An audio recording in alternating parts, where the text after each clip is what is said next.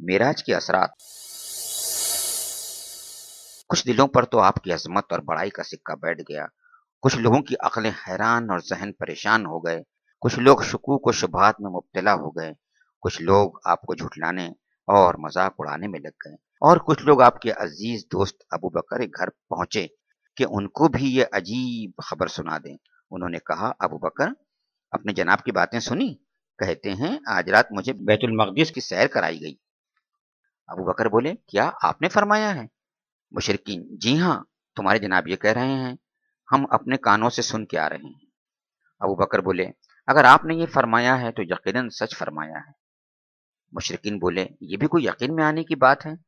وہ رات میں بیت المقدس گئے اور صبح سے پہلے ہی مکہ لوٹ آئے۔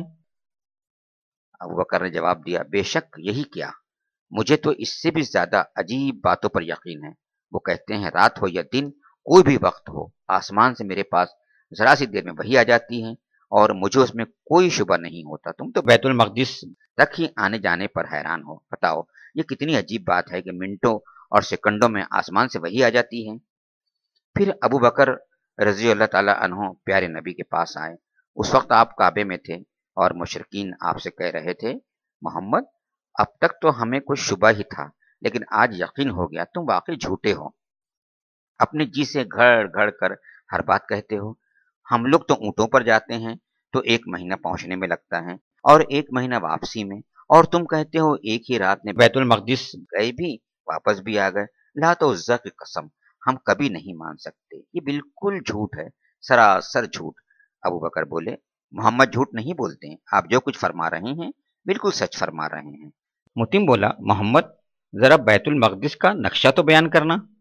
ابو بکر سمجھ گئے متیم آپ کو زج کرنا چاہتا ہے۔ ان کی خواہش ہوئی آپ بیان کر دیں تاکہ آپ کا سچا ہونا ثابت ہو جائے۔ عرض کیا، اللہ کے رسول بیان کر دیجئے، میں تو وہاں جا چکا ہوں۔ آپ بے تکلف وہاں کا نقشہ بیان کرنے لگے، حالانکہ اس سے پہلے آپ کبھی وہاں نہیں گئے تھے۔ وہاں جتنے نشانات تھے، جتنی علامتیں تھیں، سب آپ نے بیان کر دی۔ آپ بیان کر رہے تھے اور سب چپ چاپ حیرت کی تصویر بنے سن رہے تھے، لیکن ابھی بات ختم بھی نہ ہوئی تھی کہ ان کی ہٹ دھرمی جاگ اٹھی۔ شک کے انداز میں سر ہلاتے ہوئے بولے، کسی نے تم کو یہ سب کچھ سکھایا بتا دیا ہے، کوئی اور روشن دلیل لاؤ۔ آپ راستے میں جن جن چیزوں سے گزرے تھے ان کو بیان کرنے لگے۔ فرمایا، فلاں فلاں قافلوں سے میری ملاقات ہوئی، فلاں فلاں بستیوں سے میرا گزر ہوا، فلاں فلاں اونٹیاں میں نے دیکھی، اتنے قافلے عنقریب ہی پہنچنے والے ہیں اور اتنے قافلے ابھی کچھ فاصلے پر ہیں، پھر ان قافلوں کے ساتھ یہ سامان ہیں، ان کے جانور ایسے ایسے ہیں۔ مشرکین بولے، تمہاری باتوں پر ایسے کیسے یقین آ جائے گا؟ ذرا ٹھہرو، قافلے کو آ لینے دو، ان سے بھی پوچھ لیں وہ اس رات کہاں تھے، اور جو علامتیں تم بتا رہے ہو ذرا اپنی آنکھوں سے بھی دیکھ لیں۔ ابو بکر بول اٹھے، اللہ کے رسول، آپ نے سچ فرمایا، مجھے یقین ہے آپ نے بالکل سچ فرمایا۔ آپ نے سر جھکا لیا، کچھ دیر یوں ہی رہے، پھر سر مبارک اوپر اٹھایا، ابو بکر کی طرف دیکھتے ہوئے فرمایا، ابو بکر مبارک ہو، اللہ نے تم کو صدیق کا لقب دیا ہے۔ مجلس برخاست ہو گئی، لوگ ادھر ادھر پھیل گئے، لیکن اب جہاں دیکھیے یہی چرچا تھا، جدھر دیکھیے اسی کا تذکرہ تھا، جہاں دو آدمی ملتے اس طرح کی باتیں کرتے۔ کیا یہ واقعہ صحیح ہے؟ کیا عقل یہ باور کرتی ہے؟ کیا اتنی دیر میں اتنی دور کی سیر ممکن ہے؟ کیا خبر محمد نے جھوٹ کا پل باندھا ہو؟ چند دن بھی نہ گزرے تھے کہ وہ قافلے آ پہنچے۔ دیکھا گیا تو سامان وہی تھے جو آپ نے بتائے تھے، جانور بھی بالکل ویسے ہی تھے۔ تو کیا مشرکوں نے اب آپ کے سامنے سر جھکا دیا؟ آپ کو اللہ کا نبی تسلیم کر لیا؟ نہیں، ان کی ہٹ دھرمی کو اور جوش آیا اور بولے، مغیرہ کے بیٹے ولید نے کہا تھا محمد جادوگر ہے، اس نے کوئی غلط بات تھوڑی کہی تھی، دیکھو ان باتوں سے اس کی تائید ہوتی ہے، واقعی کتنی سچی بات کہی تھی اس نے۔ یہ تو تھا مشرکوں کا حال۔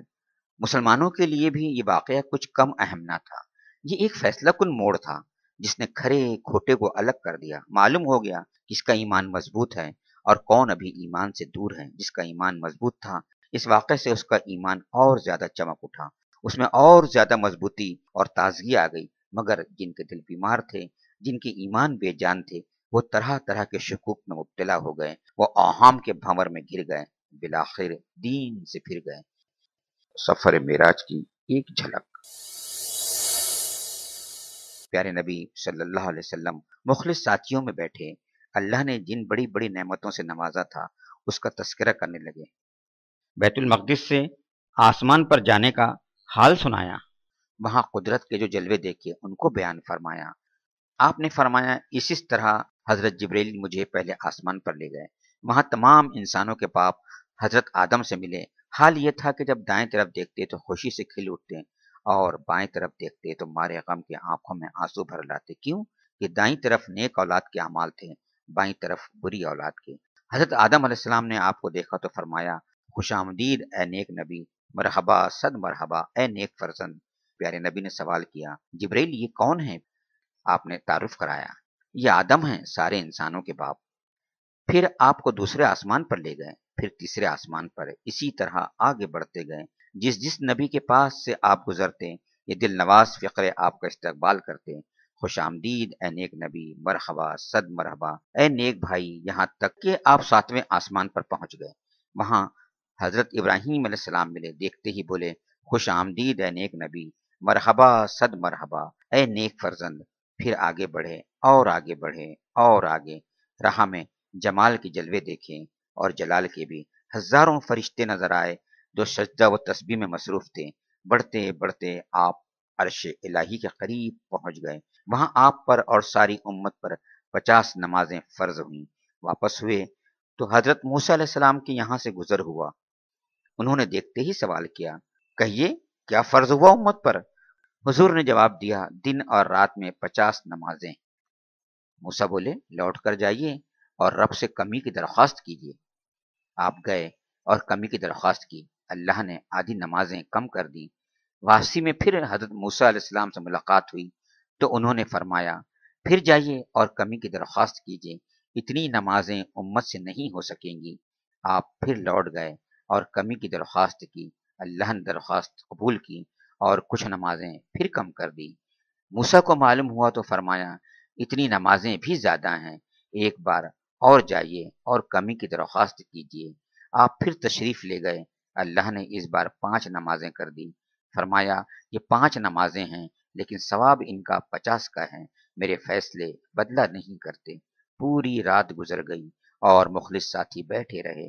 آپ نے آسمان پر جو مناظر دیکھے تھے، خدا کی قدرت کے جو جلوے نظر آئے تھے، پوری دلچسپی سے بیان فرما رہے تھے۔ ساتھی مزے لے کر سن رہے تھے۔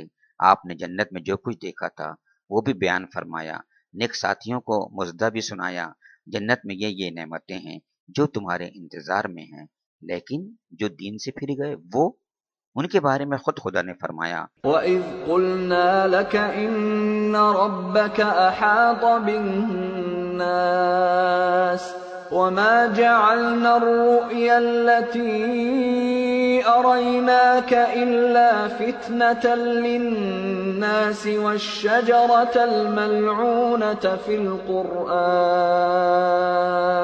وَنُخَوِّفُهُمْ فَمَا يَزِيدُهُمْ إِلَّا طُغْيَانًا كَبِيرًا۔